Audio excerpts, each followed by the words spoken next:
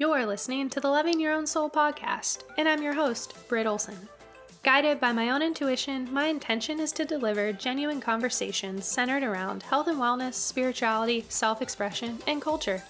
In this space, I will provide you with real-life stories, theories, and inspiring perspectives to help you uncover and tap into your own true potential.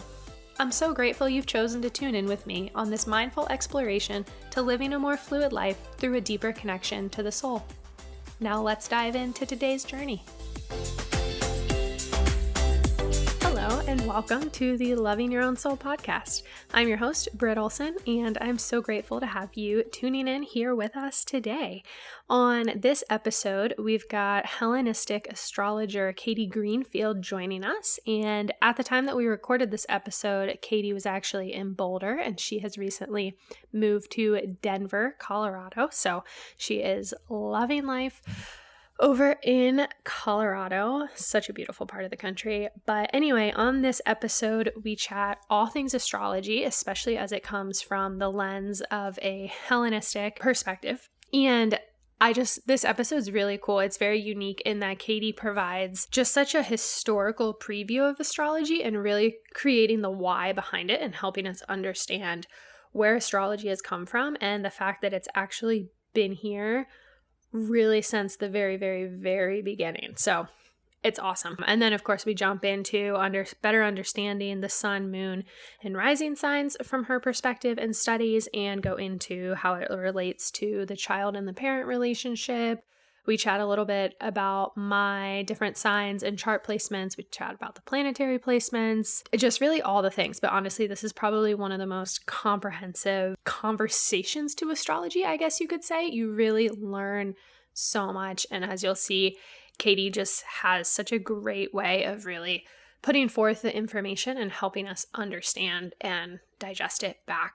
Katie also did a full birth chart reading for not only myself, but my husband, Dan. And oh my gosh, honestly, the best thing. I mean, if this episode doesn't convince you enough about just all the connections and synchronicities between your birth chart and what our soul's purpose and what's kind of happening in reality of this lifetime, definitely contact her and do a full birth chart reading. It was just so empowering, so insightful, and just gave confirmation to so many things that are going on in our life, in particular right now, in what we feel the future holds for us together and then us individually. It was just, it's awesome. If you are new to astrology and have never had a birth chart reading, definitely do it.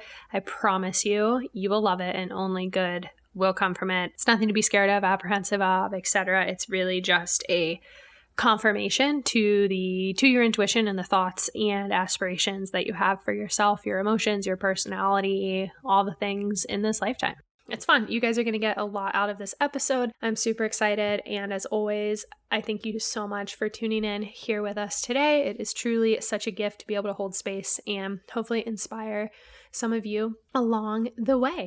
One thing before we do get into the episode that I did just want to make mention of, some of you may already be aware, but my holistic wellness company, Ambu, I just launched my 9-week program to living a life in balance. And in this program we officially start on Monday, October 12th, and enrollment closes on Friday, October 9th. If you are interested in doing this program, I would love to have you. It is truly something for everyone. We do, of course, go through nutrition and debunking the fad diets and creating meal plans and understanding supplement regimes and the power of movement and everything like that, as you would kind of expect.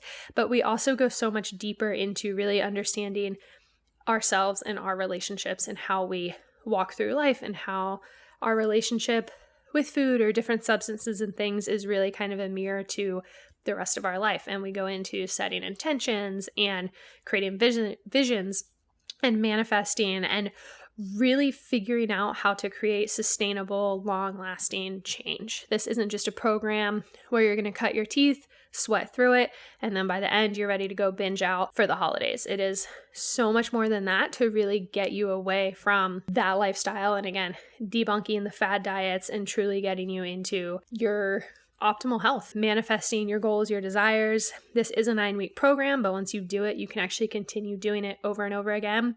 The only thing is, if you do it and then choose to do it again, the only thing you will not get is the group coaching calls and then the one-on-one coaching calls with me.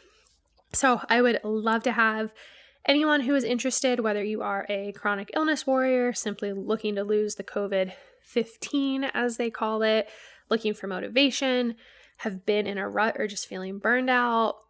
Honestly, all the things. I have links to it if you go check out Loving Your Own Soul on Instagram. You can also look at ambutwellness.com. I will put some links as well in the show notes specifically to the course so that way you can find it. And if you have any questions, shoot me an email at lovingyourownsoul@gmail.com. I would love to chat with you.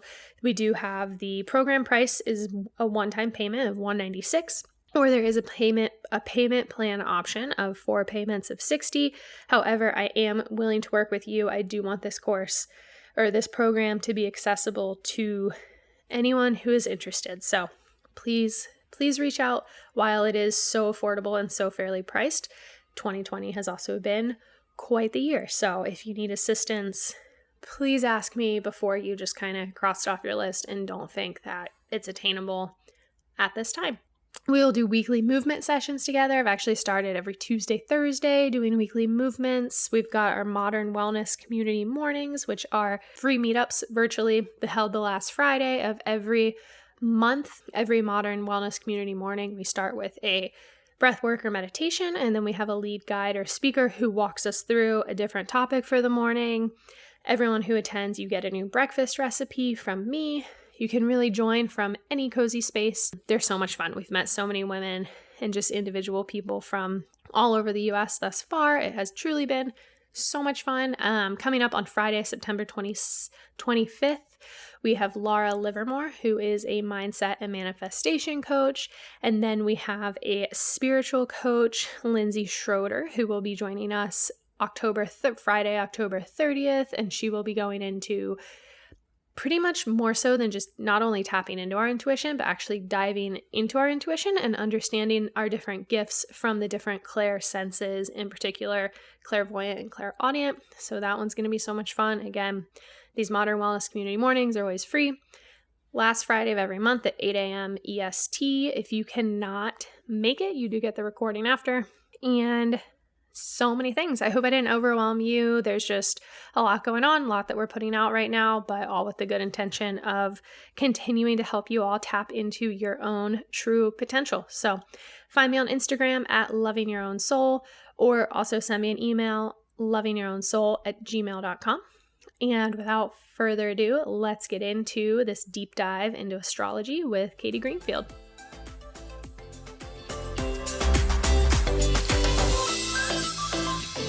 Katie, I'm so excited to have you on the podcast. Thank you so much for just honoring the space and giving your time and kind of chatting with us about astrology here today. Yeah, thank you so much. I'm so excited to be here. This is a really fun opportunity for me, and so I can't wait. Yeah, it's going to be fun. You are joining us from Boulder. Is it Boulder, Colorado? Yeah, that's exactly where I am right now. To give you a little context about me, I just graduated from grad school, so I went to the University of Colorado. Congratulations. Did you graduate 2020? I did, which was kind of wild, but yeah. I'm very grateful for it at the same time. So yeah, I just graduated from grad school. It's been kind of a crazy year for me. Just honestly, it's been for me a year of a lot of work. Mm-hmm. So, just doing grad school and then also trying to keep up with my astrology studies at the same time and also having an internship. And I'm about to move to Denver in a couple weeks. So I'm really excited about that. Amazing. That's so exciting. I love Colorado myself. I mean, who doesn't? I don't think I've ever heard someone say that they don't like Colorado. Maybe. Yeah. I haven't found anyone who doesn't like it, but I'm biased. Yeah. Everything's great for sure. So you have a background in astrology, and I'm just kind of curious to understand. I know we'll go into the depths of it, but you consider yourself, is it Hellenistic? Am I pronouncing that correctly? That's exactly correct. Yes. So I consider myself the You could also think about it as traditional Western astrology or Hellenistic astrology. Those are two terms that are pretty much used interchangeably. So to tell you a little bit about my background, I was always curious about astrology as a child, but just in a very kind of flippant, wanting to read the horoscopes in the newspaper kind of way. I remember my grandparents had these like coffee table books with like, know your sun sign. And I was obsessed with them and I would just read them over and over again. And so I was interested, but I didn't really know how to investigate it and how to dive into it. And I was always just interested in understanding the world and asking the question why. That's always been something that I've really been motivated by is understanding kind of maybe the deeper levels of reality, or just kind of assessing the world from a more broad lens. Mm-hmm. And so that's also what kind of brought me to getting a bachelor's of arts in philosophy. And when I think about when I got that degree, I think I was actually subconsciously searching for astrology that whole time. And I just didn't know where to look yet. So I went to the University of Colorado for undergrad as well. I got a degree in philosophy, and I was obsessed with it because it helped me understand the world from a greater vantage point, from a greater perspective, and see systems from afar and see concepts from a broader perspective. And there actually is quite an entanglement between philosophy and astrology, both historically and also conceptually. So what I loved about philosophy is it kind of gave me that first snapshot or that first vantage point of how to sort of start thinking about things. And then when I found astrology later on, it was kind of like, oh, this completes the puzzle. This was the missing link that I didn't know that I was looking for. Cool. I love that. That's so cool. I feel that on astrology for sure. I definitely, whenever I was younger, I haven't studied, I'm not knowledgeable the way you are today. However, just the horoscopes, and just was always so curious about it for sure. Yeah, it's a really fascinating practice. It's so interesting. So for you, being a Hellenistic astrologer, I know there are a couple other different types that people study and practice. What was kind of your reasoning or calling for practicing this type? Yeah, that's a great question. And there is first I just want to say a really broad and wide breadth of astrological practices. Most people here in the Western world are familiar with what we might call modern astrology, which is the modern Western practice of astrology. But astrology, the written record of astrology dates back to the time of ancient Mesopotamia. We have very good reason to believe that the oral tradition of astrology carried on for, you could maybe even argue, thousands of years prior to that. So I just want to first start out by saying that there is this wide scope of astrology. There's Vedic astrologers, there's mundane astrologers, there's medieval astrologers, and each of them kind of have their own contribution to the practice. And almost every single civilization has had some form of astrology. So even though we have kind of our own Western conception of astrology, there are many different ways of kind of looking at this system. And they're all entangled, but they're also all kind of distinct and unique. How I became involved with Hellenistic astrology was completely by accident. So I decided I wanted to become an astrologer in a really fated and bizarre way. I was living in Atlanta at the time, and I was driving on I-25, which is a really busy highway. And I was stuck in traffic, as one is in Atlanta. Yep. And I was listening to a podcast with an astrologer. And I was all I can say is I was metaphorically struck by lightning. And I just had this kind of moment where I was like, wait, I want to do astrology. And it was almost like this feeling of like listening to this astrologer. And I was like, I want to know everything that she knows. I want to be able to do everything that she does. It just lit me up. You know what I mean? It was just one of those things where I was like, oh, this is it. This is the thing. Mm-hmm. And so then I started kind of voraciously studying astrology in a way that I can only describe as like an insatiable hunger. I couldn't put it down. I couldn't stop. It's like when you find your thing and you just can't stop. It was really that kind of obsessive. But it was really hard for me to find reliable resources because there is a lot of misinformation about astrology online. And, it's unfortunately one of those modalities where if you end up on the wrong website, it can quickly turn into something really negative or something that just isn't founded in what I would consider to be the truth or the source of the practice. And so I was kind of frustrated because I was like, I don't really know how to expand my knowledge. There's no textbook for astrology you can find in the library, right? Maybe there's books and stuff like that, but I didn't know about any. And so I decided I was going to try to find a podcast because I'm a person who does well with audio processing. Mm-hmm. And I just fell upon this podcast. The first one I saw happened to be the podcast that is operated and still run by the most preeminent, arguably, Hellenistic astrologer in the astrological practice. It's called the Astrology Podcast. It's hosted by a gentleman named Chris Brennan. He is here in Denver, Colorado. He's a genius. If anyone is interested in Hellenistic astrology, his book, Hellenistic Astrology, The Study of Fate and Fortune, is absolutely the best thing to start with your practice on. So I stumbled upon his podcast, and it was the first time I really understood the intersection of philosophy and astrology. And I started hearing names of philosophers that I learned about in school, and I had no context that they were famous astrologers as well. And so it was like learning about this system that was completely ingrained with my academic experience, but I just never was taught it directly.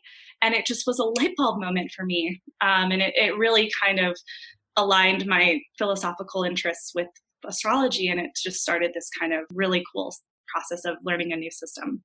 That's so cool. I feel like the best accidents are always the most, or, the most meaningful accidents can be the best ones in our life, for sure.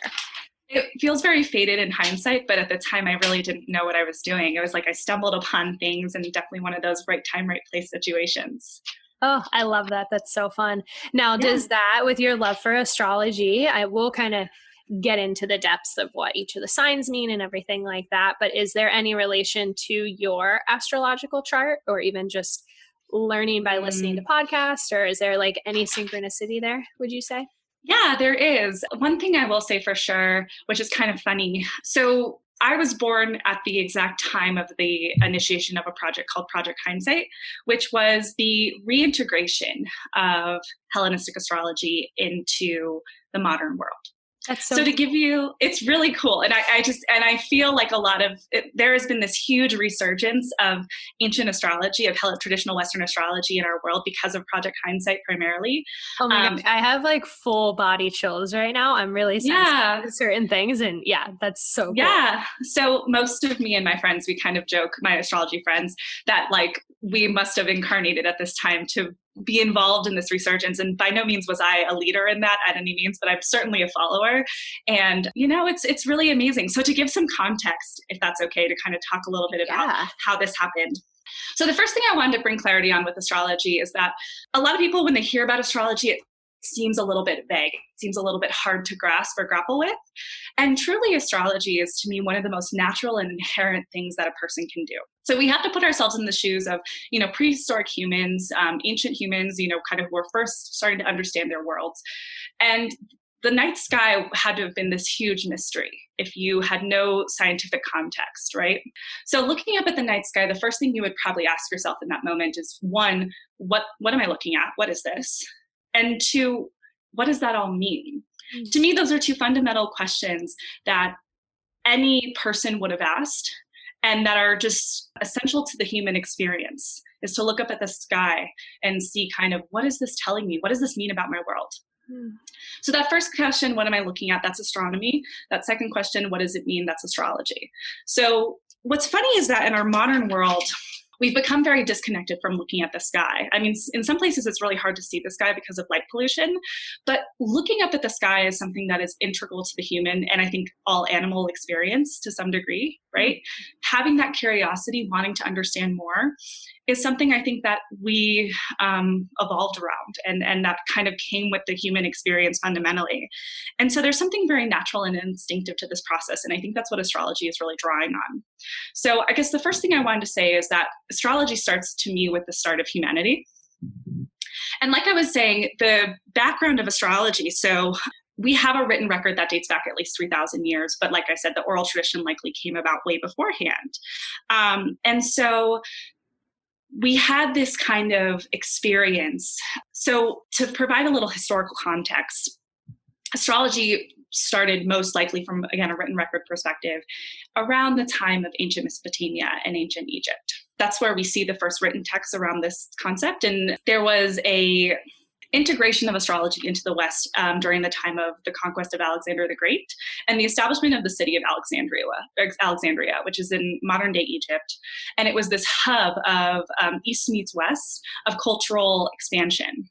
And so astrology gets brought into the Western world through this establishment of Alexander the Great and of Alexandria, and it gets taken into the world of ancient Greece, which started about a roughly 1,000 year time where astrology flourished very much in a public way. So that's what we talk about with Hellenistic astrology.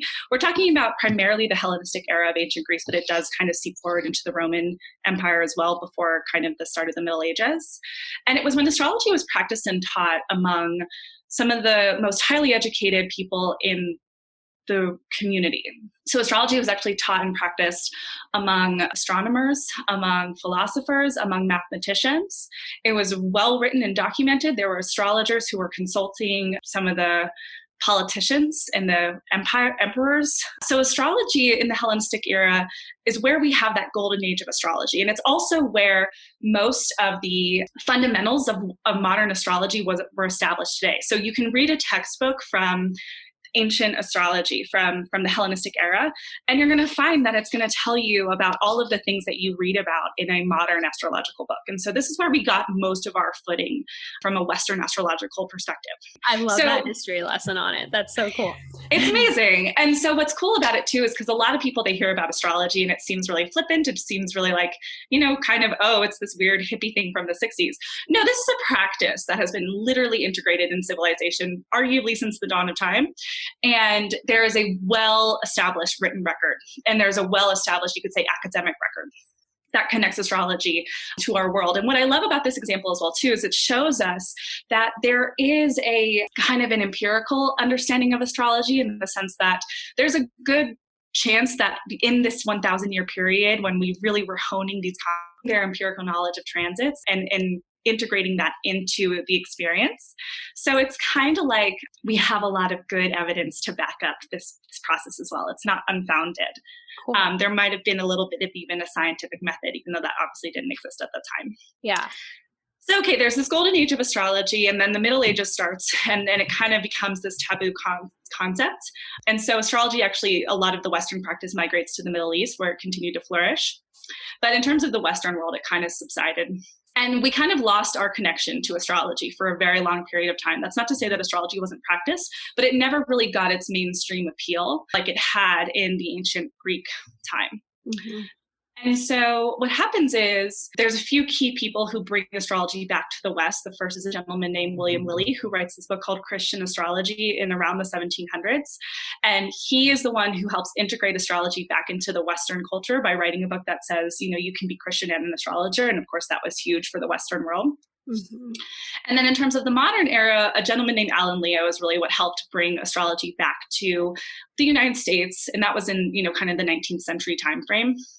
Or I should say 20th century, actually. So that's when we really start to see astrology coming back into our daily lives and routines. And that's how we get it ingrained into the New Age movement. And there's nothing wrong with William Lilly and Alan Leo. Those are two phenomenal astrologers. But by that time, most of the fundamentals of astrology were left sitting in Latin. They were left in untranslated manuscripts that were not accessible to the average person. So we had kind of this, you could maybe even call it perhaps a word of mouth tradition with astrology, or what it would more probably be is just we didn't have the full story because a lot of the story was left untranslated. And so in 1993, this project called Project Hindsight emerged, and it was a coalition of astrologers who wanted to start translating ancient texts and figuring out the background of Hellenistic astrology. And what it did for the astrological community is it brought back some information that had essentially been lost from the Hellenistic era. And it inspired this complete insurgence of people going back and reading these now translated texts and integrating the system. And what it ultimately ended up, for me at least, unveiling or revealing was explained the why behind astrology. It explained how it came to be the system that we know and love today. And so to be a Hellenistic astrologer, that doesn't mean that I solely use the concepts of the ancient Greeks or only practice, kind of that more traditional concept. But what I do is I integrate the modern with the background of the Hellenistic era to find this kind of more complete picture of astrology. Does that make sense? Yes, 100%. I just love that whole history lesson on it. I think that's really cool, especially understanding the why behind things are so important, that root cause. And yeah, it just brings it all to light. And I've always struggled with not really understanding where the emotion has come from, just kind of at an intuitive level of those who don't believe in astrology or kind of think, oh, that's cute or whatever, because I've always felt that it's such a innate piece of who we are, of human beings, and just the planets and nature and everything around us. So just to add some context to that, I totally understand at a surface level why someone would say astrology seems a little wacko, because I think that's kind of maybe intuitive, especially in a modern framework. But I really don't think people understand how much at least astronomy already influences our physical world. Exactly. For example, our concept of time is completely derived from the motion of the planets, right? Our years are how long it takes for the Earth to travel around the sun. Our day is how long it takes for the Earth to spin around its axis, right? The 24-hour cycle. Our months they were first established because of the 28-day lunar cycle, right? So there's a week for every single lunar phase. Another great example, do you speak French or Spanish at all? I speak a little bit of French, or a little bit of Spanish. Sorry, I don't know why French just came out. That was weird. That's okay. So I know French, so I'm going to say it in French, but I think it's pretty similar in Spanish. The days of the week. Monday is lundi, which is Loon Day, day of the moon. Tuesday is mardi, Mars Day, day of Mars. Wednesday is mercredi, day of Mercury. Thursday is jeudi, day of Jupiter. So we define our concept of time from the movement the movement of the planets, and then kind of that rule of 7 that we see kind of transcending a lot of religious literature and cultural literature, the 7 deadly sins, whatever, that comes from the 7 planets that we see in our sky, right? There's always this transcendence of the number 7, lucky number 7, whatever it is, that comes from the fact that we have 7 visible planets in our sky. So it's all kind of ingrained in our culture, and we just don't see it that way anymore. So cool. 7 is a big number for me as well. Mostly 16 is where it pops up, but numerologists and things like that, 1 + 6 is 7. So it's a big number for sure. So with astrology and everything, it has kind of rapidly weigh in on this, but from my perspective, it feels like it's rapidly grown here in the last couple of years. I would contribute a lot of that probably just to the era of technology and information and the internet and social media and everything like that. Is there more to that rapid growth than what maybe I'm seeing or kind of understanding? Yeah, that's such a phenomenal question. And I think we see that on the inside of the community as well. So there was, astrology has its peaks and its valleys, and it has always through history. So there was a big peak of astrology, or a spike of astrology, right around the 60s in that New Age movement. The song Age of Aquarius came out, right? It was a time when people are exploring new concepts or ideals. And it was popular for a while. And then in the 80s, we had this resurgence of something that was a little bit more related to psychological astrology. So that was really a lot of that drew on the psychologist and psychiatrist Carl Jung and his contributions to not only the psychological community, but the astrological community. And then we had Project Hindsight emerge. And that, to me, was another big resurgence, where it got a lot of young people involved as well as older people. It really brought people to astrology who were interested in the topic but wanted a little bit more than what I think some of what the modern practice could offer. It really provided that extra layer of context. And that was one of the big motivational factors for Project Hindsight, was wanting to draw academics to astrology, wanting to draw maybe even scientists to astrology, people who, may not be kind of the loosey-goosey ethereal people. Not that there's anything wrong with that, but astrology is for everybody. So there has been this huge growth, which is really exciting. It's funny, the cycles of astrology do seem to connect on some level to Uranus-Neptune conjunctions, which happen, I believe, about every 168 years. So they are rather bizarre or unusual transits. There's something about the conjoining of Uranus and Neptune, and a conjunction, just so you know, is when 2 planets are in the same place in the sky relative to Earth. So even though we can't see Uranus and Neptune without a telescope, if you were to use a telescope in the sky, you would see them sitting next to each other from our vantage point. So there's something about the mysticism of Neptune and the revolutionary spirit of Uranus that brings forth this really exciting resurgence of astrology. And that was, like I said, that conjunction occurred in 1993, 1994, 1995, right around the time of Project Hindsight. And so a lot of us who are in our 20s to 30s have that natally in our chart somewhere. And so I think it's just a part of our generation. We are interested in some of these more revolutionary, esoteric, spiritual concepts. That's so cool. It's kind of like innately ingrained in us. It is a little bit. Yeah, that's amazing. Yeah.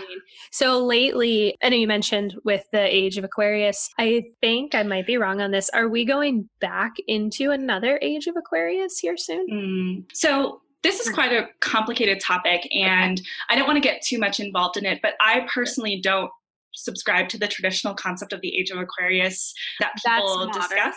It's modern, and it's not even that it's modern. That's not why I don't subscribe to it, because like I said, I do integrate a lot of different modern practices into the traditional work.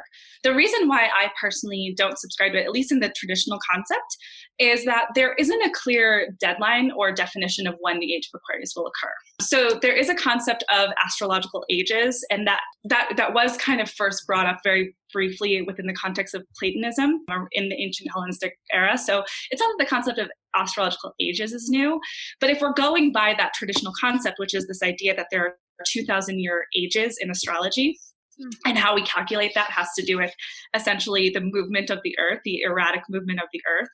If we're going by that calculation, the age of Aquarius doesn't start for another 400 to 500 years. So when people talk about the age of Aquarius in the modern era, there's a lot of disagreement about when that would occur if it's not that calculation of it occurring in 400 to 500 years. So some people think it started in the 60s when there was a big pileup of planets in Aquarius. Some people think it happened in 2012. Some people think it's happening this year with the Jupiter-Saturn conjunction Aquarius. And it's not that any of those people are wrong or right. It's just there doesn't seem to be a good consensus from my vantage point. So I'm kind of like, the jury feels out in terms of if this is even a thing and if it's going to happen anytime soon. Interesting. So cool. I love your knowledge on it. It's so fascinating. It's interesting that I just never really understood that there was so much to it, and just understanding like the different pieces and everything to it. It's super cool. So we were kind of chatting right before we jumped on here, just with everything that's been going on in our lives, in our worlds, in our realms, has just been really, really heavy. I mean, everyone will always remember 2020. There's already been so many memes and just so much going on. I know there's a lot of spiritual teachers and things who are kind of making different predictions that are, to happen within the end of this year and the next couple years. And it just feels kind of heavy for a lot of people. I understand that from a planetary aspect, it's kind of mirroring that as well. Is that correct? It's not really a coincidence with what's been occurring, so to say. Unfortunately, no. 2020 was a year that a lot of astrologers were looking out for a very long time, in terms of this was going to be a big year for the collective. What a lot of astrologers are kind of saying, and I agree with the sentiment, is that 2020 is kind of a masterclass of Saturn. And we say that because Saturn is a huge influence for us this year. We have Saturn for the majority of the year sitting in his home sign of Capricorn, which when a planet's in their home sign or their domicile, there is a reinforcement of that planet's nature. So I guess first maybe we should talk a little bit about the fundamental nature of Saturn to get a sense of what does that mean, a masterclass. That'd be great. So Saturn in our sky is the last visible planet in our sky. So even though there are planets beyond Saturn, namely Uranus and Neptune, we can't see them without the aid of a telescope. And we didn't even know they existed until the discovery of Uranus in 1781. So the vast majority of the astrological tradition viewed Saturn as kind of the end of our neighborhood here in our solar system. So Saturn's associated with things like walls, structures, barriers. He has the rings, right? So he has the physical structure around himself. Saturn's also a very slow-moving planet. Saturn takes 30 years to travel the zodiac. So he's cautious by nature, and he's hesitant, and he moves slowly. He likes things that stand the test of time. So things that seem too good to be true, things that seem like a get-rich-quick scheme, they're not in the interest of Saturn. And Saturn's inherent nature is to say no to things, to cause isolation, restriction, frustrations. Saturn, however, is ultimately a planet about form. So he keeps us true to form. So the lessons that Saturn imparts on us, while they might seem dark or challenging, one, they're very necessary, and two, they're very knowledgeable. They impart a lot of wisdom. And even though humans struggle with the energy of Saturn, there is real beauty in Saturn's lessons. He's kind of that slow, cautious, wise, maybe even grumpy spiritual leader who's a little gruff around the edges at times, but does kind of help us get to the fundamentals of what really matters. You know what I mean? Mm-hmm. Absolutely. So going back to this year, we have Saturn in his home sign of Capricorn. Capricorn is a beautiful sign, but Capricorn can be a little bit traditional and conservative. Capricorn does well in systems and structures. Capricorn is enterprising and likes to take its time and doesn't mind investing in things for the long term. So what are we seeing this year? We're seeing this increase of structure and distance, right? And almost to a unnecessary extent.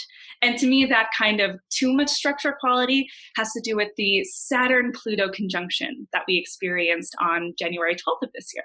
This is a pretty rare piece of astrology. Saturn-Pluto conjunctions only occur about every 30 to 35-ish years. So what we're experiencing is this heightened sense of isolation, restriction, corporation, and it's too much, because what Pluto does is kind of add an exclamation point to every single planet it's near. So it's almost as if, while Saturn itself isn't bad, but Saturn and Pluto combined can cause an excess of Saturnian energy.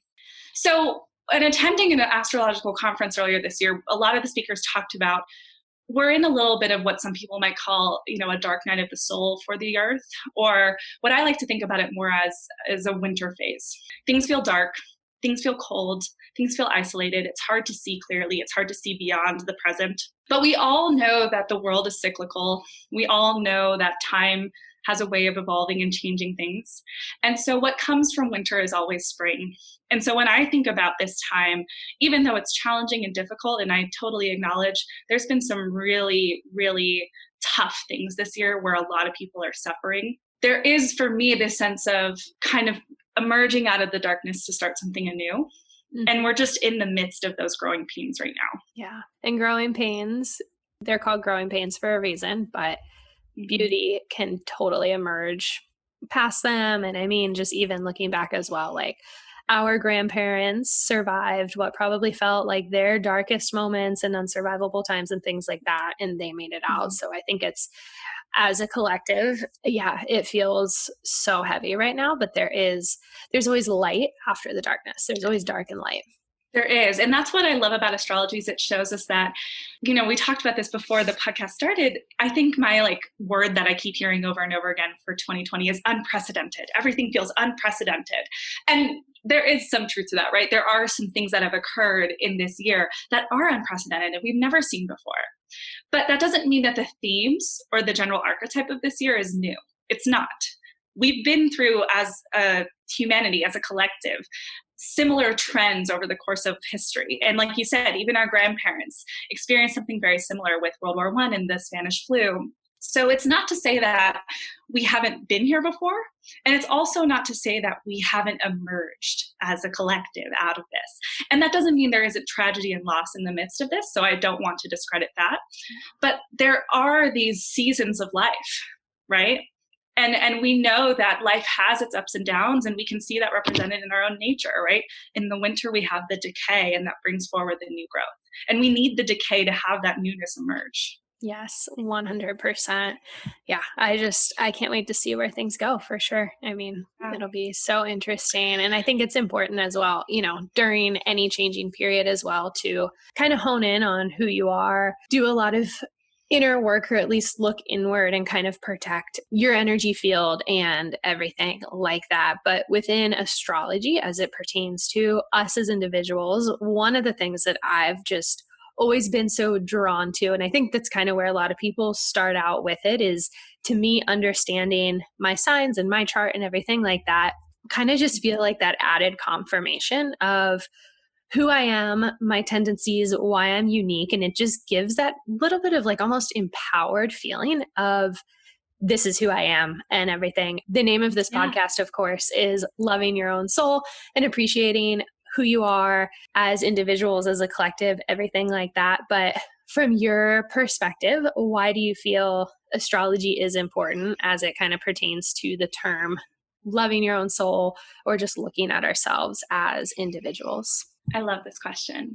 Well, a lot of people, when we talk about astrology, we talk about it as being the blueprint for the soul. So you could first just say the birth chart is a little bit of a blueprint. It's reaffirming or reestablishing maybe what I think you already inherently knew or suspected about yourself, but it's always nice to have that regurgitated back to you.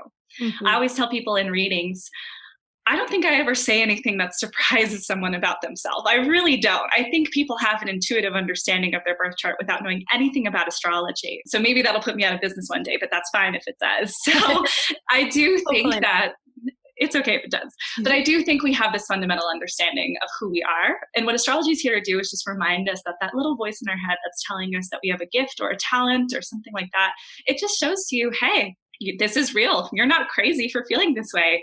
For people who have a lot of water energy, such as you and I, it validates your intuition, right? It validates for you, hey, every time you get those weird spidey senses when something feels off, that's legit. You're not wild for thinking that. Mm-hmm. It also can show you some of the hidden parts of your life. So some of the aspects of your personality where you might be doing a little bit of self-sabotage or self-undoing. And it sheds light on the crevices where you might want to do some inner work, where you might want to do some inner child work, where you might want to do some therapy or some counseling. It shows you the things that are really hard to see just from moving in this day-to-day life, because we all have those things that we do need to work on. Yeah. So I think that astrology is great for that too. The ancients looked at astrology as the vessel, container, or ship is the word they used, actually, ship, for the soul. Oh. So the birth chart is that which houses the soul and moves you along a particular path. So it's directional in nature. And so in that sense, by understanding the birth chart, you're understanding what this incarnation means for you. You're understanding the purpose of who are you? Why are you here? What's going to emerge for you? It gives context to reality for me. I absolutely love that, especially the ship. It's such a cool visual. It is. Sense. I love it. It's kind of old school, but I love it. Yeah, no, that's so great. I very much appreciate traditional and historical, the old school references for sure. So within that, let's kind of jump into, understanding the birth chart and all that kind of comes into play with that, because there is a lot that goes into it. I know kind of by popularity, the terms your sun, moon and rising sign, or your ascendant, I've kind of been catching hold and can often be a popular just dialogue that people speak about. But what is the birth chart? Yeah, that's such a great question. So a birth chart is a snapshot of the sky at the exact moment in time of your birth. So you can think about it as a map, and it quite literally shows us where are the planets in the context of Earth based off the location and time of your birth. And so what we're doing in astrology, what I do in astrology, is I just read the map of the sky. You can think about human beings as just being a little capture, a little moment of what the sky looked like from an astrological perspective, at least. And there's an implicit understanding or assumption that the location of the planets in relative to your place of birth and time of birth, it means something about this incarnation for you. So it's going to inform us about, again, who are you? What are you here to do? Who are you? What is the purpose of life for you? And so that's fundamentally what we're doing. The reason why the sun, moon, and rising are most talked about in terms of, I would say, popular culture, is because those are the three things that are most inherently unique to your birth chart. You and I probably share a lot of placements in terms of, especially the outer planets, just because of those are slower moving planets. And so they tend to be more, air quotes, generational planets. But the sun, moon, and rising, they are changing most often. And so they are going to inform us a lot more about what is the unique combination of archetypal energy that defines your existence. And that's one thing I really want people to think about when they think of astrology is drawing on the concept of archetypes. So an archetype can be defined as an example. It can be defined as kind of an original that's being copied. It can be defined as like a reoccurrent symbol of some kind. An archetype is a fundamental structure of existence that transcends culture and space. So an example of an archetype in the context of human existence would be the archetype of the mother, the archetype of the warrior, the archetype of the king. Those concepts exist in humanity independent of culture and independent of time. No matter where you go in this world, you say the word mother, people are going to know energetically what that means. And so what astrology is informing you is, what is your unique combination of archetypal energy, and how are you telling that story in a new way or framework? Because we're all kind of telling the same story. It's just more about how is that uniquely expressed in this time and through this body. So going into the individual placements, if that's okay, Mm-hmm. One big thing that we kind of start with that's different in the traditional practice versus the modern practice is we always start with the rising sign. So that's very different from modern astrology, where it's a lot of sun sign astrology, right? You always hear about, what's your sun sign? I'm a Cancer. You're, like that's really popular. We actually start with the rising sign. And we do horoscopes by the rising sign too, by the way. Fun fact, the word horoscope translates to hour marker, which means rising sign. So horoscopes were actually always intended to be done from your rising sign. So I encourage people to take a look at their rising sign and their sun sign for horoscopes, just to play around and see what resonates more. You might find one does. Yeah. I feel very called understanding my rising sign. It's helped me just understand pieces of myself better, that watery element. And yeah. It does. And the reason for that is because the rising sign is the place on your birth chart where the heavens intersect with the earth. It's physically the eastern horizon line. And what it tells you is where the ethereal met the material. And thus the rising sign, or the ascendant, again, the same term used for the same place, the eastern horizon line in the sky, was thought to be the place where your soul met your body for this particular incarnation. So in the ancient practice, we call the ascendant the place of spiritual breath. It's where you intook your soul and became the dual physical spiritual being that you would take with you throughout this entire incarnation, this entire lifetime for you. So the reason why so many people, they identify with their rising sign and why it's so important is because it's telling us about predominantly that outer layer of experience that most of us carry with us through our day-to-day life. We all know, I think you and I do this probably, but most people do, that we have a sense of identity that is separate from our inner self and our higher self. And that's primarily who we are on a day-to-day sense, right? For example, I'm a Libra rising. So I do carry myself through the world in a very Libra way. And that is different from my inner self, my sun energy, which is my sun in Cancer. So I have a different way of coming off to people, especially when I don't know them very well, or when I'm in a situation where I'm kind of maybe uncomfortable, or I'm just not surrounded by people I know. There's a default, there's an instinct, there's an external layer of identity that I inherently express. And that's going to be your rising sign. So it tells us about the physical body, about appearance, instincts, first impressions, and how most people are going to experience you. And again, that's because it's telling us about not just who you are on the inside, but how you're coming across on the outside, right? That layer, that outer layer of identity. Does that make sense? Yeah, absolutely. That's super cool. I just love the way that you described that. So if you were to pick maybe just kind of like a couple words, and you kind of did it right there, but just to like understand like rising, sun, and moon, if there were kind of like a few descriptors of each, how would you describe those elements? Well, I really like to use astronomy and visual experience to explain these particular placements, because I think it adds a lot of context. So again, when you think about ascendant, think about the eastern horizon line, think about the earth rising up to meet the heavens. This is the place where all the planets rise into the sky every single day. So it is that place of where soul meets body. So it's that place of the physical experience. It is the body, the appearance, the first impressions, instincts, how you show up in the world, how other people experience you. Cool. Moving on to the sun, we can understand the sun just from looking at the sun, and don't look at it directly, obviously, but think about the sun and what it means in our sky. It is the most permanent, consistent, radiant being that we see, right? It is the source of light and life. We base almost our entire day-to-day routine on the movement of the sun. We rise when it rises over the horizon. We culminate our day when it's at high noon, right? We start to go to bed when it starts to descend.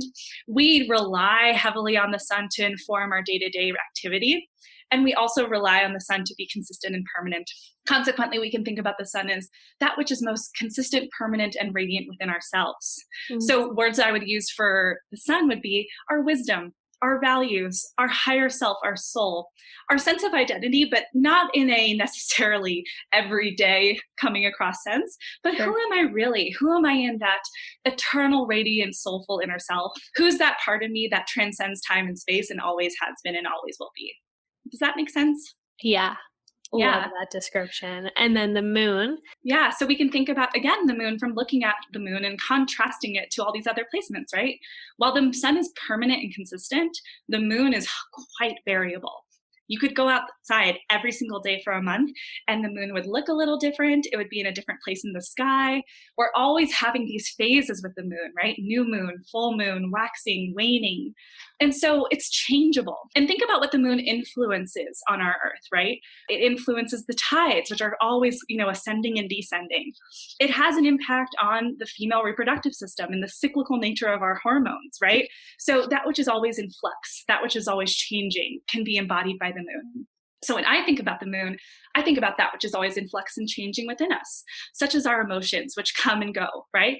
Such as our fleeting thought that, kind of flash across our brain and then pass away. The subconscious is sometimes associated with the moon. The ancient practice also associated the moon with the physical body. So because of the sense of the body grows and decays, right? There is a fleeting or like a lack of consistency to the physical body as we age. Some people also consider the moon to be associated with inner child and also the maternal energy in our world. So either your own maternal energy or the energy of the mother in your life. Fascinating. I love that. That was a beautiful description of all three of those. Gave me so many visuals. Quick question for you. I read somewhere, I saw chatter online or something a couple times that I don't have the exact language, but something about, it might be astronomers maybe, or somebody saying that like all of the signs are changing. Have you seen that? Is there any like truth to that? No, there's not. And not to say that there isn't this, I even forget what it's called, Orpheus or something. Yeah. The 13th sign. Okay, so first of all, just to quickly clarify that, there has been this theory floating around for a really long time. This isn't a new theory. This isn't something that just kind of popped up and, oh my God, everyone's zodiac sign is changing. It's literally been popping up for at least over a decade as far as I know. And it comes up about once a year and everyone freaks out and is like, I'm not a Scorpio anymore. And the reality is that, at least from a Western astrology perspective, the physical location of the zodiac, of the constellations, does not really inform our concept of the zodiac. We use something in the Western world called the tropical zodiac.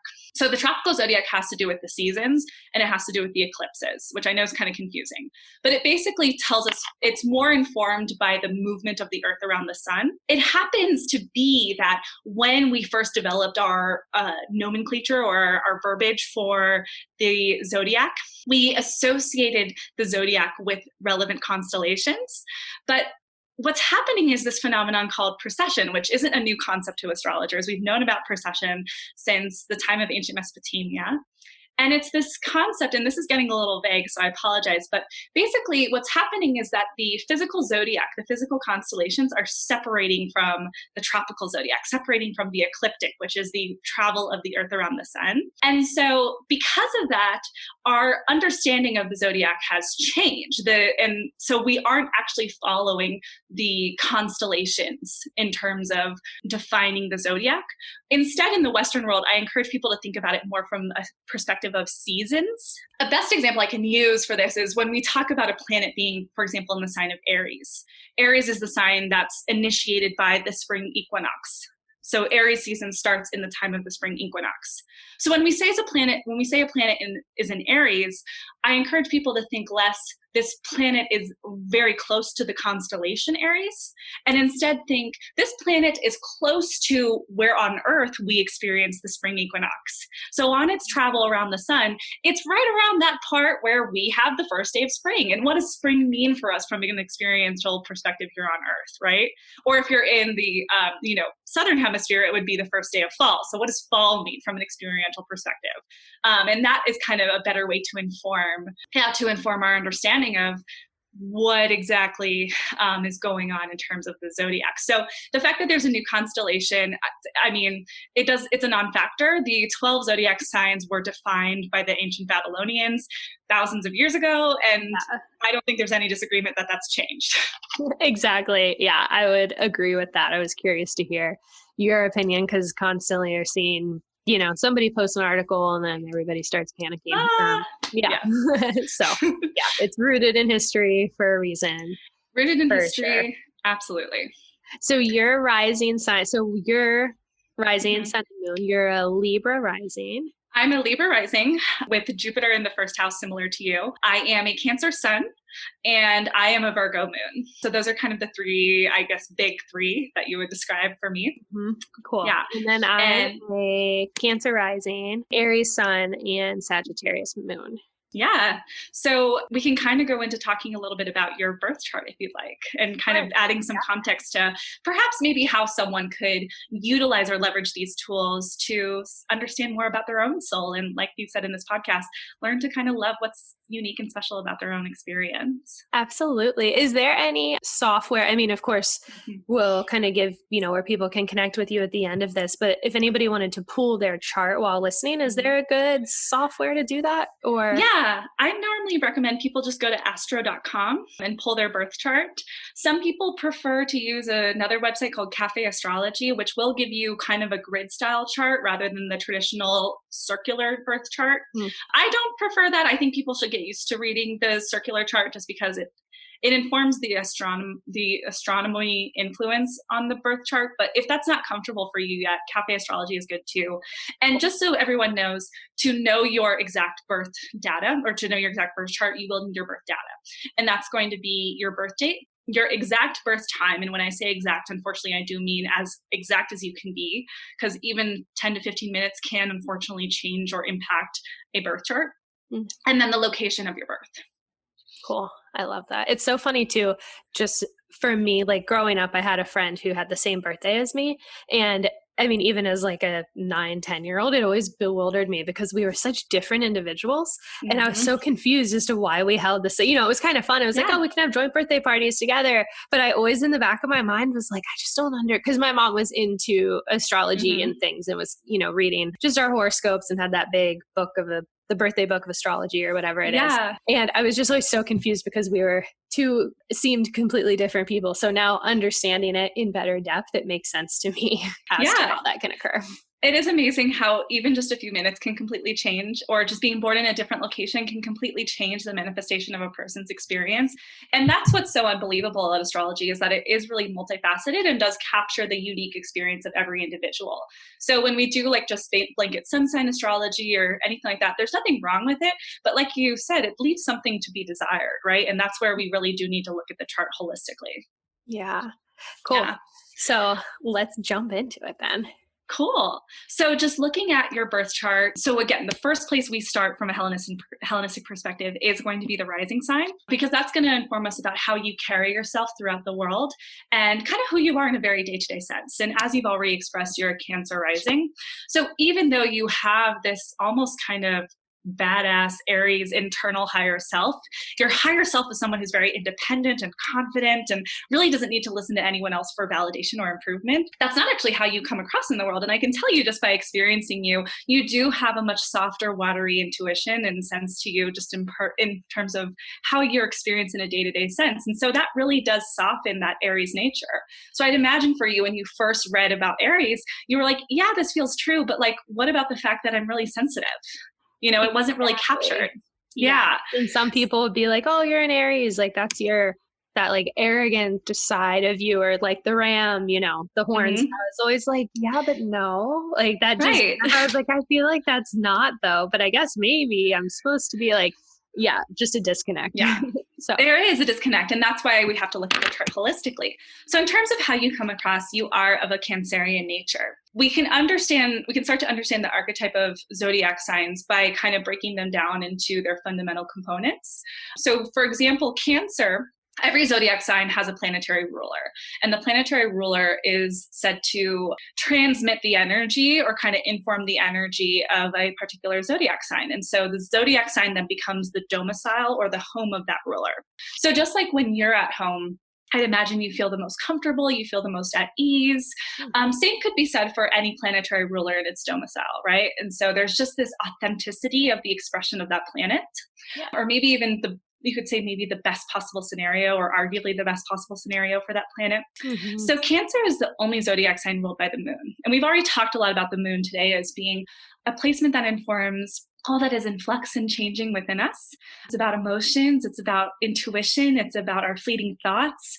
inner child, right? Those concepts of that which is soft and changeable and flexible and very divinely feminine. You could think about the moon as almost goddess energy. And then also the archetype of the mother comes through with the moon, but it comes through for me more strongly in the sign of Cancer. And the reason for that is because Cancer is the cardinal water sign. So cardinal signs occur at the beginning of a season. So all cardinal signs start off a new season. Cancer starts off at the summer solstice, right? The ignition of summer. So there's wanting to start things, initiate things, kick off things. There's a beginning quality to cardinality. And then water signs are intuitive, they're psychic, they're emotional, and they're deep. They're called irrational, and not to say that water people are irrational, but what it means is that when given a choice between your head and your heart, you're always, if you're a water sign, going to go with your heart. You know what I mean by that? Yeah. 100%. Yeah. So when I think about combining the archetype of cardinal water, I think about the beginning waters. So for that comes to mind the primordial waters. That comes to mind the fertile banks along a river that helps sustain and support a community. So that's where we get the archetypal energy of the mother with Cancer. It's this idea of being the life source, being the one who wants to sustain, support, protect, and nurture others.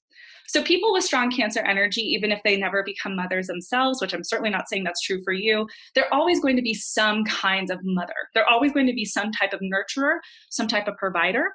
And every water sign, in my opinion, has a unique psychic ability. And everyone is psychic, to be fair. But for me, water signs, they have this really incredible ability to be perceptible about things that other people don't notice. To me, Cancer's psychic ability is having this unbelievable perception to see the lack or the need behind someone's emotion.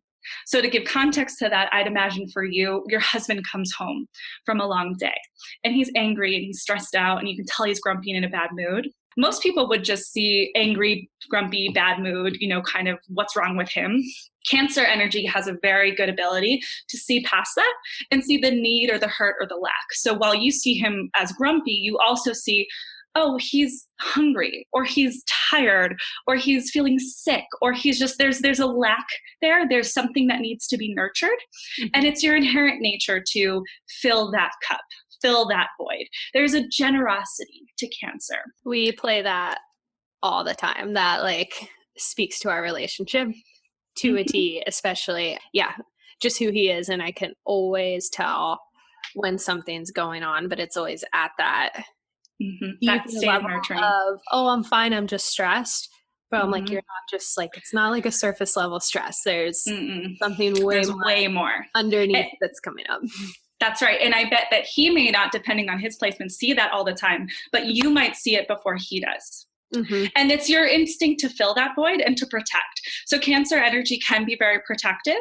They can cling to things. I think of the crab and the pinchers, right? Clinging to things. Let me keep you safe. Let me take you into my home, feed you a meal, give you a warm, cozy blanket, and don't ever leave because you're safe right here. And that way I know that, you don't have to go anywhere.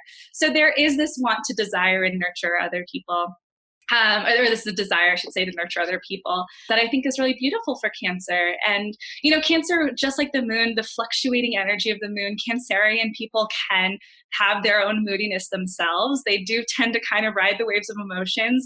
Especially with Cancer rising people, I find that the phases of the moon do have a great impact on your physical vitality and physical energy. So if you don't follow the moon phases already, I would think that it might be a good thing to do. And you might find that, for example, during a full moon, it's like you have so much energy, but you can't sleep, or maybe you're even a little bit stressed out, right?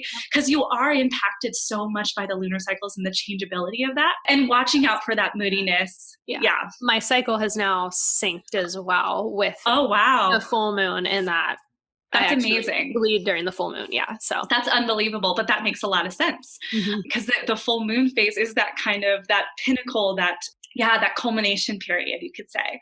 So it's, there's almost a release you could think about. Yeah. So just being very mindful of those fluctuations, and also mindful of the fact that you and I as a Cancer person as well, I acknowledge this. You might find that you all of a sudden are in a bad mood and nobody can, and it's like on the drop of a hat, all of a sudden your emotions have changed.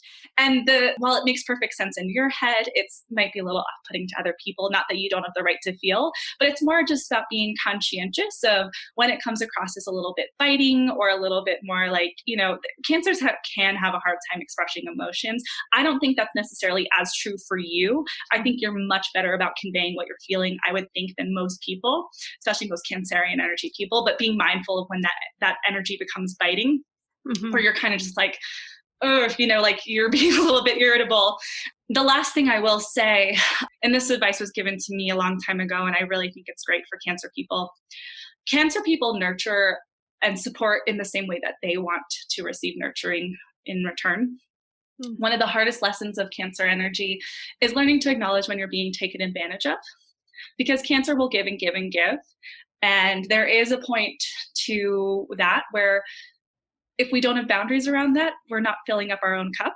It's that classic put on your oxygen mask before you assist the person next to you. So if you find yourself in a situation where you're giving your all, whether it's a friendship, a job, a relationship, and it's not feeling like you have your cup filled in return, that's a really good indicator that it's time to take a departure. Yes, continuously will be practicing and learning how to put my oxygen mask on first, because innately give until I'm pretty much empty, and then I can't give in the best way possible. Exactly. And what it does for you as well, because this has to do with rising sign, again, going back to our terms for the rising sign, the physical body, the energy, the vitality, what this does is it not just depletes you emotionally, but it actually more often probably depletes you physically first. So it's not that you aren't able to give more emotionally, but it's like, my body can't, like, I need a nap. Like, you know what I mean? Yeah. So watching for that vacillation of energy is, I think, a really important thing for you, especially when it comes to that generosity. And what's beautiful about your chart specifically is you do have Jupiter conjunct your ascendant.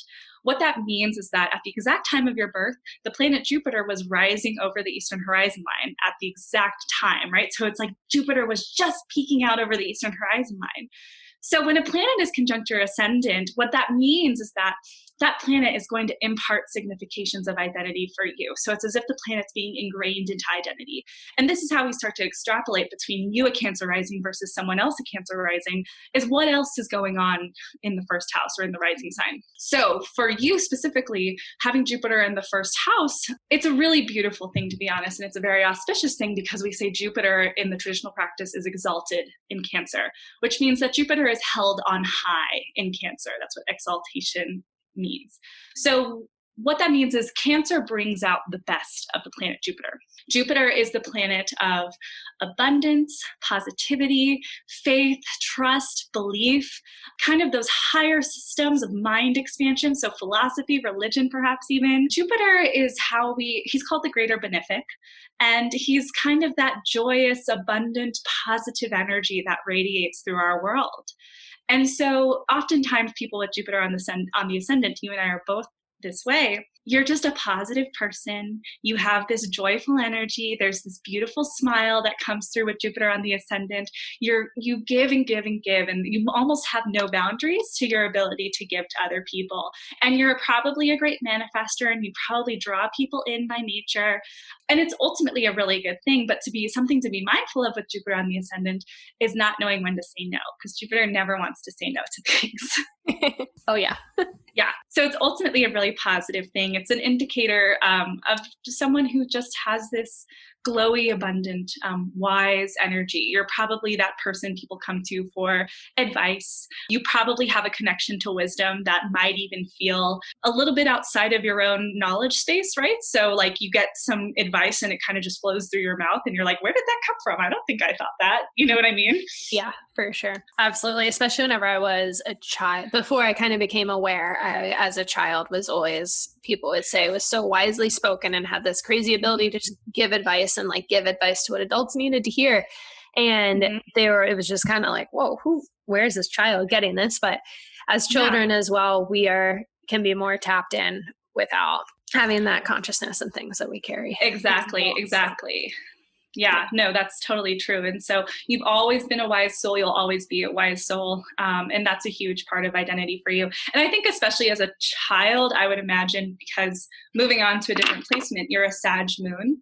Mm-hmm. I find that more often people express their moon energy as children, and then they kind of grow into their sun more as they age. That's cool.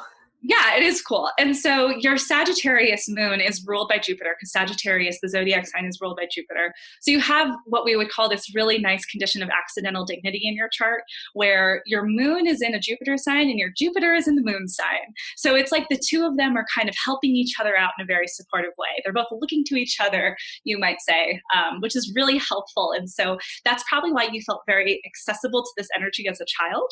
Mm-hmm. But also the archetypal nature of Sagittarius is that of the guru, the priest, the wise sage, the master. When I think about someone who has Sagittarius in their chart, they're here to align themselves with a vision or a message and propagate that message. So they do have this sense of wanting to spread a truth, spread a wisdom, be kind of that voice for an ideology, a purpose, a belief system. And so as a child, you might have really kind of maybe been a little bit more zealous than you perhaps are now, or had these beliefs. And it was a little bit, they were probably very ingrained in your identity. And I think in terms of still how that sticks with you today is you probably think in big picture. You think really broadly. You have an expansive mind. The thoughts that come into your mind, they're deep. You may struggle with finding context for them in the real world. Yes. Misunderstood in the standpoint of having this like innate knowing and visions and all these things that made so much sense. And I was like, this is going to make so much sense to everyone else. And I know this is the truth, but I could never articulate it enough to get people to understand it. And it was more just then this disconnect of them not understanding what I was trying to communicate, but then me inside felt so frustrated because I was like, no, like this is the truth, but I could never bridge that gap. And I just kind of was like, okay, whatever. But right. And that is because you are a big thinker. You think in higher concepts and ideals. You're not a small detailed person by nature. And so for people who I would imagine especially have a heavy mercurial energy, and there's nothing wrong with mercurial energy, but Mercury is very fact-based and very kind of X plus Y equals Z, 1 plus 1 equals 2. For people who have that linear kind of construct of logic, which again, there's nothing wrong with that. And we all have that to some extent. A Sagittarius moon child who is a little bit more on kind of let's not worry about the nitty gritty and let's just think about the holistic concept of what is truth, what is faith, what is wisdom. They're going to have a really hard time getting at a sense of what you're trying to say. Do you know what I mean? Yeah, absolutely. That kind of, there you go again. And like in my head, I was like, am I crazy? Like, what is wrong with me? Why do I always feel like nobody understand what I'm trying to say? And that's what we get at when we say that these fire and water signs, again, are irrational. And Sagittarius is a fire sign, so it connects to that too. And that doesn't mean that you're actually irrational as a person. It just means that your construct of logic probably transcends what would be like a typical scientific or mathematical definition of truth, right? It's not that you don't appreciate facts. It's just at the end of the day, it's the guttural knowledge. It's the concepts of faith and belief that do influence and inspire your ultimate decision making and your construction of your world, Yeah, absolutely.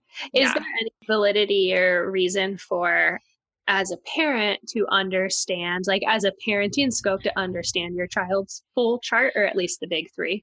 I absolutely think there is. I think it's really important. The one thing that I do caution people with, and this is just my personal opinion, is making too many assumptions about what that's going to mean about your child. Because while we are talking about kind of a constructive energy or a fundamental archetype of a human, the actual physical material manifestation of that is really a spectrum of possibility, right? So a lot of times when we go onto a lot of websites that tell you what it means to have, a moon in Sag or, a moon in Taurus, they're going to tell you some really definitive claims, and it's because they're trying to draw out the general energy. But I would encourage people to not take these things super literally, in the sense that just because your child has their moon in Scorpio, for example, that doesn't mean they're always going to be secretive and never tell you anything about themselves. What it will inform you is about the energy, and you can see how that manifests and unfolds in that person's life. So that's my one thing with parents. I just don't want you to make too many assumptions, because I think it's important to let there's kind of the nature of a person person. And then of course there's the nurture, right? There's the circumstances and environment that shape and influence the actual manifestation. And that is unique to each individual. That being said, if you're a parent and you want to know, for example, how can I better nurture and support my child? Knowing their moon sign is huge, right? If you know your child has a Taurus moon, for example, you would have this information that, oh, my child likes to be physically held. Physical touch is really important to soothe their emotional energy. Whereas if your child has an Aries moon, you might find, oh, you know what? They actually are pretty good at dealing with their emotions on their own. And if you try to smother them with love, that might be a little bit overwhelming for them. They're just going to erupt. Yeah, or they have their own way of doing things. When I think of Aries energy, which we'll talk about your sun, they're independent. It's like, I got this. Yeah. Does that help? Absolutely. I really love what you said about not placing the assumptions, because I think that can happen. I could see how it could happen all too easily, for sure, compared to just the nurturing as, how can that be an added piece of the relationship and an understanding of certain things. So and how can I bring out the best of them, right? Like I would really encourage parents to think of it that way. If you can understand the spectrum of the zodiac sign and how that relates to the planet, you can understand what are some things that I can encourage my child to do to be the best version of themselves. And understand that maybe some of their motivation behind why they do things. If you have a Gemini child, as another example, Gemini people, they like to have this multifaceted reality where they want to explore different concepts and ideals and dip their toes in 20 different, modalities or 20 different concepts. So if you're a parent of a Gemini, it might be your nature to say, you need discipline. You need to focus on one particular path, because if you don't do that, you're never going to decide what your goal is in life. You need one career. If you tell that to a Gemini child, that's stifling. Yeah. So knowing the right language to use with your child could be quite helpful, because it would help you see, oh, okay, my Gemini child, they don't lack discipline. They're just curious. You know what I mean by that? It could almost be like a poisonous dialogue on accident, not meaning. Definitely. Right. It is, because I think there can be conditioning where we think everyone's supposed to be a certain way. And what astrology tells us is that we're all have this unique composite of identities and archetypes, and there's no one right way. If anything, most of us are just so blinded by our own charts that we have a hard time seeing other people and how they might view the world, Yeah, definitely. I love it. Astrology, it's just such a cool blueprint for yourself as an individual, but then relationships really in all facets of life, from love to family, friendships. I'm sure there's even like a career piece in there too, maybe, or kind of there definitely is, like your purpose, so to say. Absolutely. So going into that for you again, so you do have your sun in Aries. So like I talked about before, the sun is I would call it kind of the wisdom, the values, the higher self, that which is kind of most consistent, permanent, and radiant within you. And I do personally feel a lot of times people grow into their sun more than just embody this energy out the gate. So like I said, I think you probably took on more of your Sagittarius moon vibe as a child. And what's happening as you get older is you're becoming more and more independent. And you're just becoming more and more almost like I don't care what anyone else thinks. I don't care what anyone else has to say. I'm here to do me, be me, and I'm my own authority in life. So interesting that you say that, because I have been feeling, though, I've just spent so much time nurturing to other people's opinions or thoughts, or maybe viewpoints on, what I should do, where I should go. And then more so now than ever, I'm just like, I just feel so exhausted by all of that. I'm like, forget it. I'm just going to do me and keep faith that everyone will understand in the long run. Yeah. And that's your higher self kind of, I think, peeking in and saying, girl, you have generosity that knows no bounds. And that is something you will never not have. So don't worry about coming across as rude or insensitive. If anything, boundaries are kind of a good thing for you, because I don't think boundaries come very naturally to you. Yeah. And so what Aries is informing you about is like, you know what? I'm here to do me. And that's what I love about Aries energy. Aries is the zodiac sign that kicks off the spring equinox, right? So it's that time of new beginnings, initiations. Aries is a Mars ruled sign. Mars is about our drive, our determination, our focus, what motivates us, what gets us out of bed in the morning. And so there's this ignition, this excitement of new life with Aries.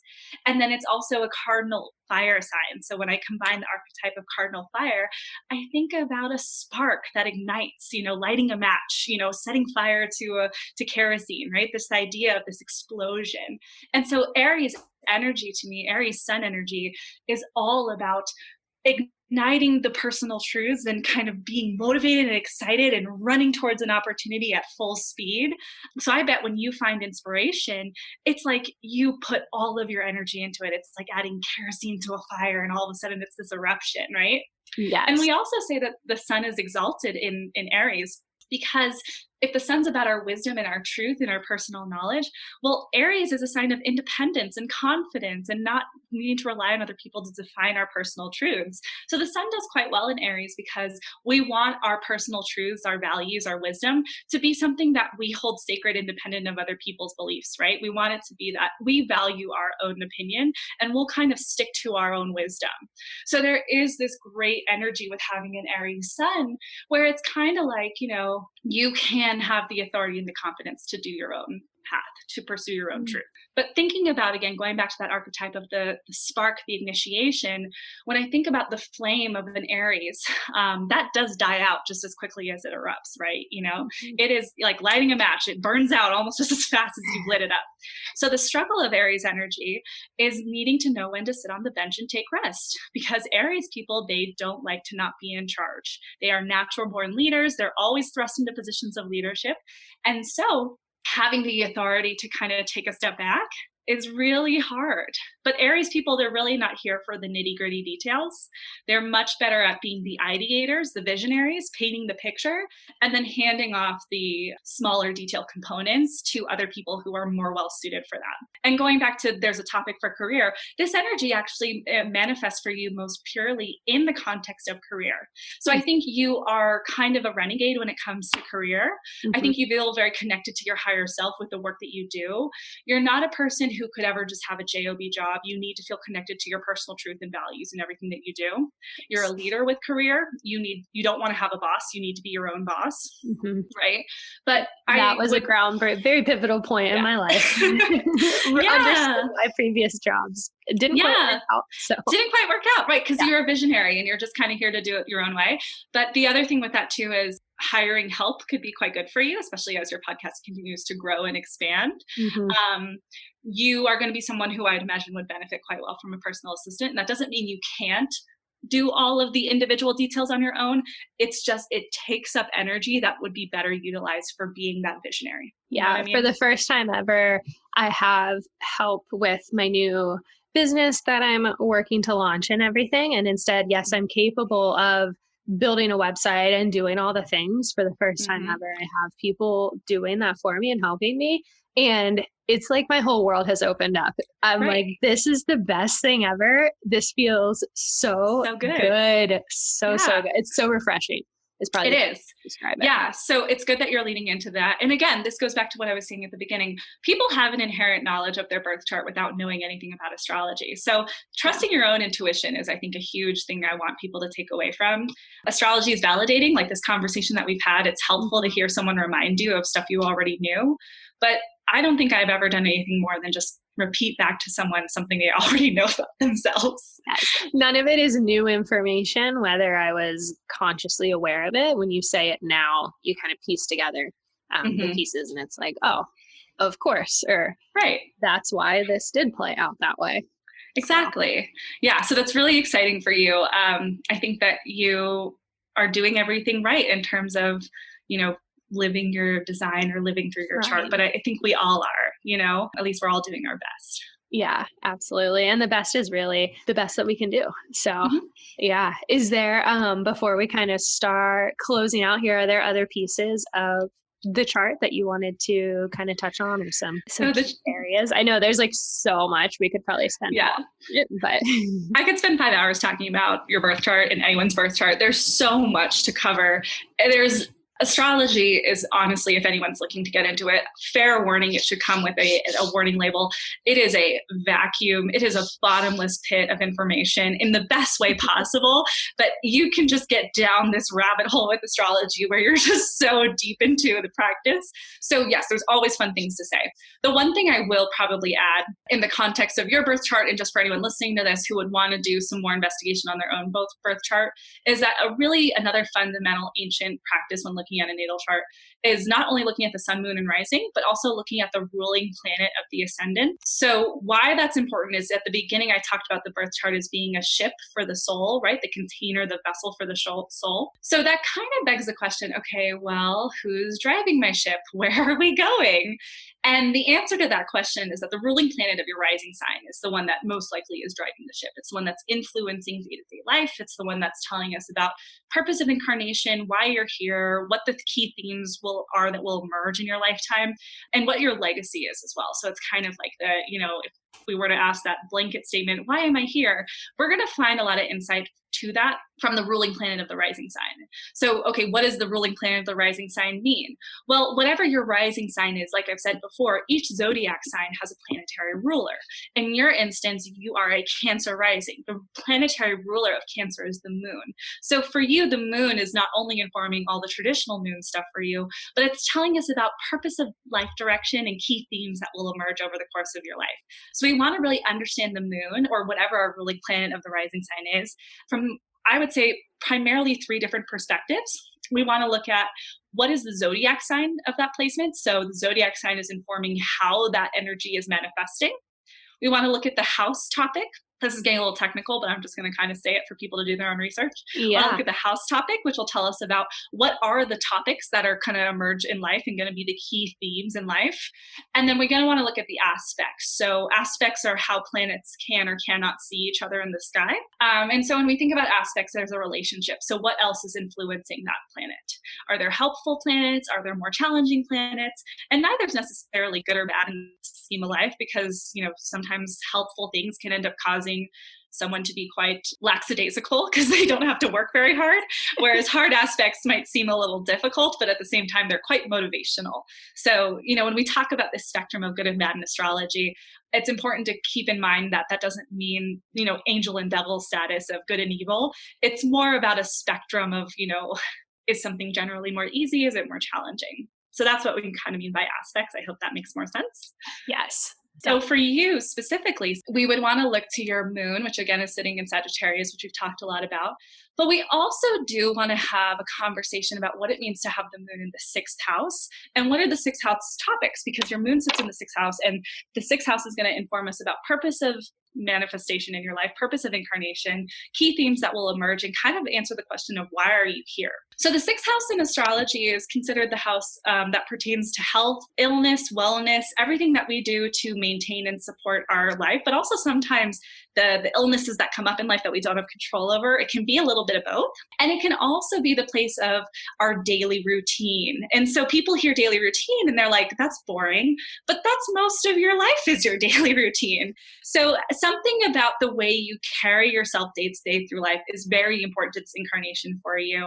Something about health is also imperative to this lifetime for you. So when I see someone with their ruling planet, their rising sign ruling planet in the 6th house, I would probably say something like, I think that you're here for something that has to do with health and wellness. So maybe it's a mind-body connection thing. Maybe it's you had an illness as a child and you've learned to overcome it, and now that's become a huge part of your day-to-day life. Maybe it's the way that you carry yourself in the day-to-day sense. Your routine has a huge impact and influence on your world. Does any of that resonate? Absolutely. So my new business that I'm working on, when this episode comes out, it will be live and everything. I'm just struggling right now on just, again, kind of that changing of things and just being open about it. But I'm super excited to start bringing it to life. But it is in the health and wellness sector, but it was formed because my now husband, Dan, he got extremely sick 3 years ago now. Rushed to the ICU, was in neuro ICU.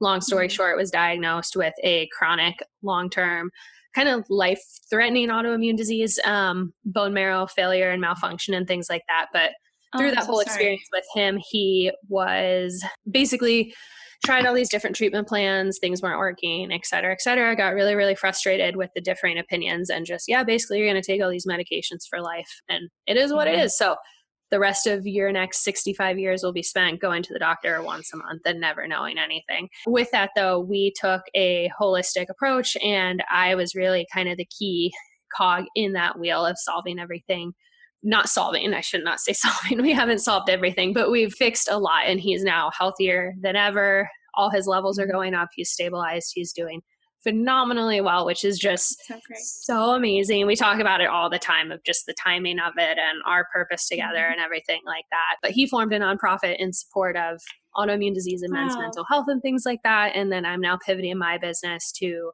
tackle everything holistically and just better help to bridge that gap really between Eastern and Western medicine and traditional and functional and everything like that. So just in you. And then in the process, I've worked on myself a lot and figured out some things that were kind of festering that could have led to a potential chronic illness down the road. So wow. Yeah. I mean, that's horrible that he went through that, but I'm really happy to hear that he's feeling better. In the context of your birth chart, that is a great example, not in the sense that everything that happened was great, but it does paint a really great picture. So to kind of like summarize how we might delineate that backwards in terms of astrology, thinking about, okay, life purpose has a lot to do with health and wellness, right? So health and wellness is a key theme for you. But when we talk about it in the context of the moon, and we talked about your nurturing energy, right? Your nature to want to sustain and support others, it's making sense that you're almost kind of taking on, not that you mother your husband, but you're taking on the role of the nurturer in that scenario, right? So health and wellness not necessarily directly starting with you, but being impacted by your call to nurture someone else, which is your Cancerian and your moon influence. And that thus having a consequence on your own physical body, because again, we associate the moon traditionally with the physical body, right? So the nurturing of someone else informs and impacts your way to be able to nurture yourself. On top of that, putting that in the context of the sign of Sagittarius, we talked about it being a big picture and holistic sign, right? So not necessarily going the traditional route of traditional medicine, traditional science, and not discrediting that altogether, but holistic medicine is about integrating, again, East meets West, taking these big concepts and putting them together and looking at things from a systemic perspective rather than a granular perspective. So there's the influence of Sagittarius and the Jupiterian influence to your own identity. And so you can see how that paints a very intricate and robust and unique perspective of a lived experience. So cool. I think it's so amazing. Again, like that hole that you were talking about, it could jump down it all day long. Yeah, it's pretty cool. What a validating example though. Like, that just kind of pieced it all together. That's so cool. Well, before we close out today, one thing I do like to do is end with some loving your own soul questions, which are just some kind of on the spot fun questions for our listeners to get to know you a little bit deeper. But before we do so, where can people find you who are looking to connect with you, maybe get a reading? So I am in the process of kind of revamping or maybe launching, you could say, my brand, my logo, all that stuff. So I have been doing readings for a little while, but they have been kind of more in, side hustle basis. And it's still a side hustle, but I'm trying to make it more legit. So I will be launching my website soon, TBD on that. I will keep that posted and inform people. In the meantime, if people do want to reach out in regard to a reading, you can email me at astrologybykatie, all one word, astrologybykatie@gmail.com. So that would be the best way to get in contact with me. I do also have a personal Instagram account. I will be launching a professional one as well. But for now, you can reach out to my personal Instagram account if you want to just ask questions or get to know anything about astrology. And that's going to be at Green Kale. So GreenKehl. And that would be the best way just to kind of follow along and hear updates about the launch of Astrology by Katie. Amazing. So fun. So we've been talking all about astrology, and human design is obviously a big piece of our popular culture, so to say, in understanding both your, maybe not your full birth chart, but maybe just the big three, like we talked about, sun, moon, and rising. How does that relate into knowing your human design, and what is your human design type, if you know? Yeah. So I don't consider myself an expert on human design. I'm definitely interested in human design. So I can't totally speak to the integration of human design and astrology just because I honestly don't totally know it myself. That being said, I'm very curious about human design. I am a generator. And when I hear the context of, being lit up, astrology is what lights me up, right? So I think I am a firsthand example of when you follow that thing that ignites and sparks that energy within you, it becomes this insatiable motivation. And consequently, when I do things that don't light me up, I definitely feel super lethargic. I'm also a 6'2" profile, which I believe is the hermit. I forget the other one. I see 6'2" all the time for some. Yeah. I'm not. I see it a lot. Yeah, it's kind of funny. So there, I guess with the 6-2 profile, there's like the first 30 years of your life, you're kind of doing 100 lifetimes in one. You're just exploring all these new ideas and concepts. And that's totally true for me. I have a master's degree in something that doesn't relate to astrology. And then I guess around your first Saturn return, you do kind of go into this period of introspection where you kind of fall inwards. And that will happen for me pretty soon. So I'm interested to see how that goes. Yeah. And then you kind of rise above as like being kind of ready to take the stage, I guess, or maybe share your wisdom. So we'll see how that plays out. I could see that. It sounds so on point for you. It's cool. That's so cool. I love that. Next question. Do you prefer to celebrate your birthday or plan someone else's birthday? Oh, that's such a good question. So I'm known in my family for being a little obsessed with my birthday. So I have to say I do really like my birthday, but not really for the presents. Like I like to buy gifts for other people, and I definitely make everyone else's birthday a bigger deal than most people would make their own birthday. Like my boyfriend is not into birthdays, and he could like care less basically about his birthday. And I have to do something big for his birthday every year. I like my birthday, I think mainly because it's just a day about me, and I think that's fun. But I also like celebrating other people's birthdays. Yeah. Oh, I love that. That's so fun. So you live in Colorado, so this question might speak for itself, but do you prefer the beach or the mountains? Oh, that's actually not an easy question for me because I grew up in San Francisco. So I grew up going to the beach my whole life, and now I live in the mountains. And that's really hard because I love both so much. So I think I'm going to cheat my answer and say that I love the Pacific Northwest, which are the cold beaches by the mountains. Yes. I don't like the hot beaches. Yeah, like I know that sounds very strange for most people, especially people in Florida, because they're like, what do you mean you don't like hot beaches? I don't. I like where you go to a beach and you're covered in like blankets and sweaters and you're by the mountains. Yeah, it's like a beach with depth to it. Yeah. In a way. Yeah, that's cool. Yeah. What was something you loved to do as a child? I was a daydreamer. I love to make up stories. I love to fantasize about, life and how people lived life. This is silly. I was really into like Barbies and dolls for a really long time. And it wasn't just because of the Barbies, it's because I love the idea of creating stories and understanding stories and storytelling. And I think I do that with astrology still, is telling the story of you and understanding your unique path. And so, yeah, I always loved telling stories.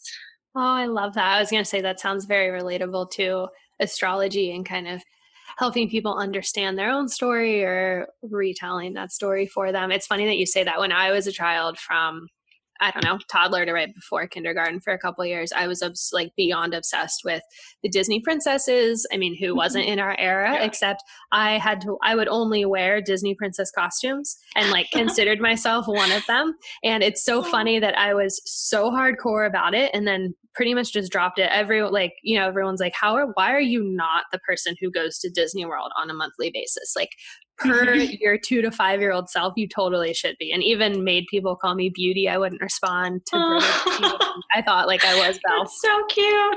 So it's just so funny as children. Yeah, it is. What we do. And so pure.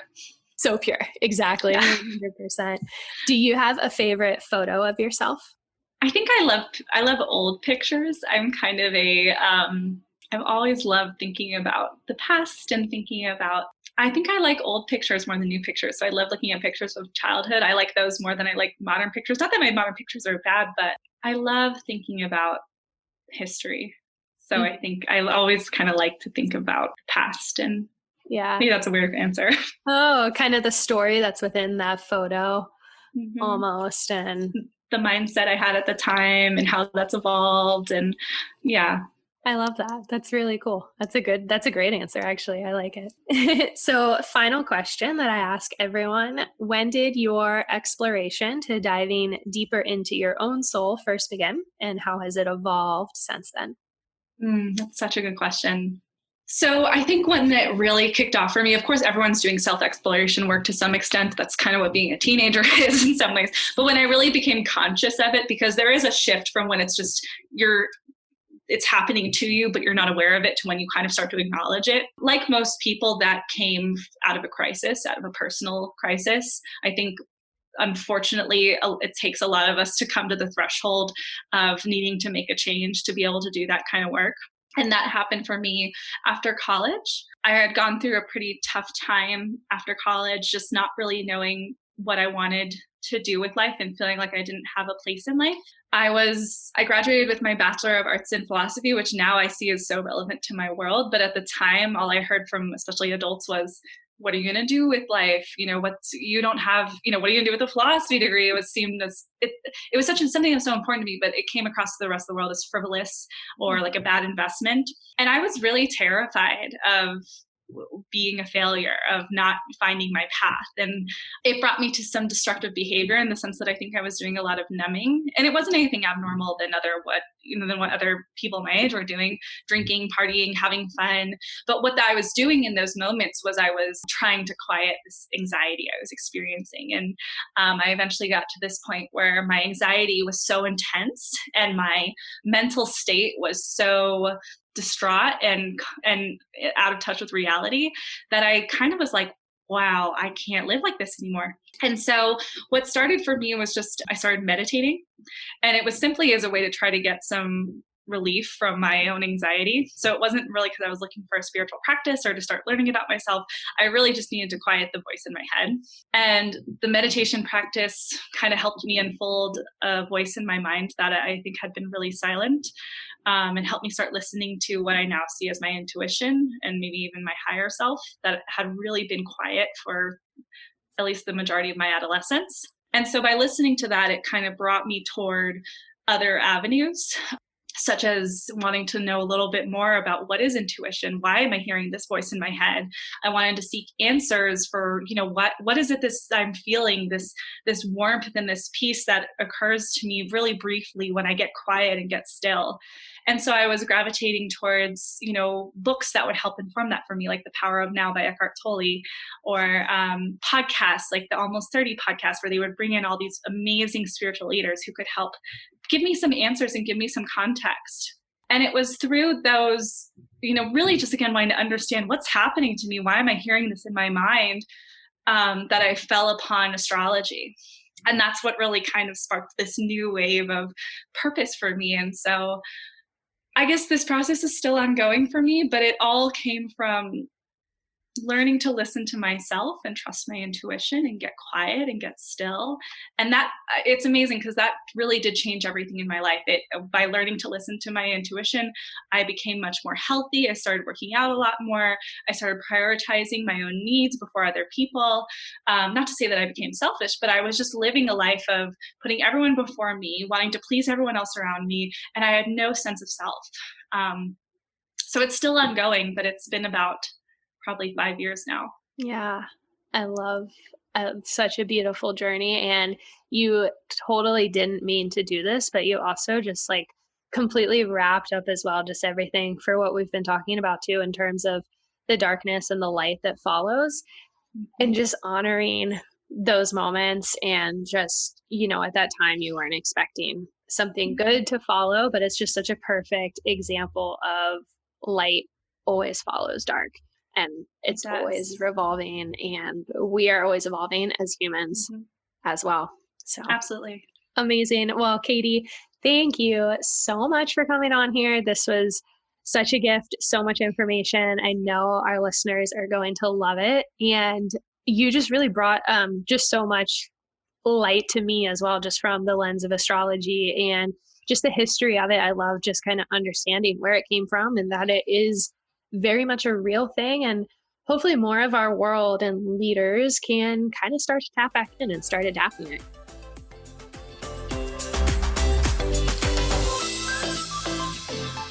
Man, oh man, that was awesome. Such a fun episode. I hope you all enjoyed learning all about astrology as much as I did. Just really getting that historical context of where it's come from, how to understand the different planets and ruling planets in our charts, our signs, all the things. I loved it. So I hope that you all loved it as much as I did. I truly think this was just such a unique and fun look at astrology, especially through a Hellenistic astrology practice, which I have actually really not heard of until I connected with Katie. So always fun learning something new.